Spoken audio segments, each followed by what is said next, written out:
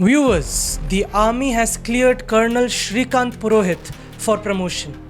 Let that sink in. A man who was arrested, jailed, vilified, stripped of his dignity, a man who was branded the face of the so-called Hindu terror, has now been vindicated by the very institution he served, the Indian Army.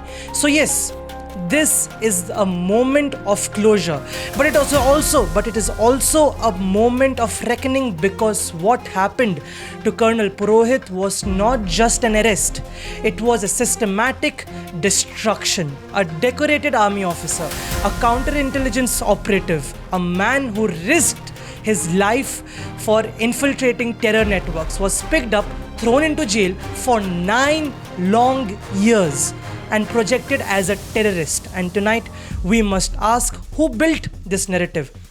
Let's name the names right now.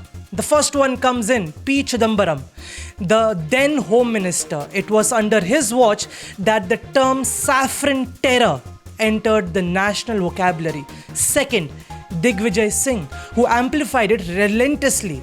Third, Sushil Kumar Shinde, who went as far as alleging that the organizations like the BJP and the RSS running terror camps. Viewers, this was not coincidence.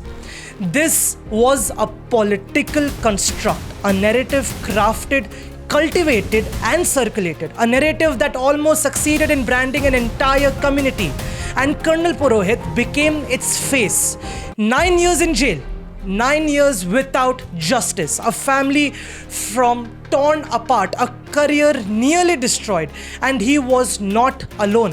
Sadhvi Pragya Singh Thakur, jailed, humiliated, claims that she was even tortured in custody. Even before the court spoke, political leaders like Rahul Gandhi publicly labelled her terrorist, a Hindu terrorist, to be more specific.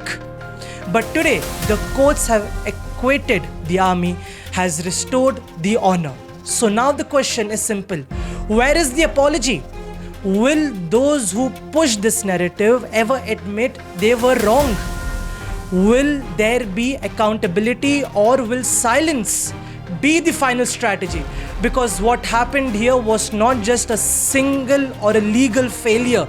It was an attempt to weaponize the system, to manufacture guilt, to define truth through politics. But Colonel Purohit did not break. 9 years in prison, and he refused to accept a lie. And today the army has sent a message. We stand by our own. So tonight, viewers, we ask, was this justice delayed or a narrative exposed?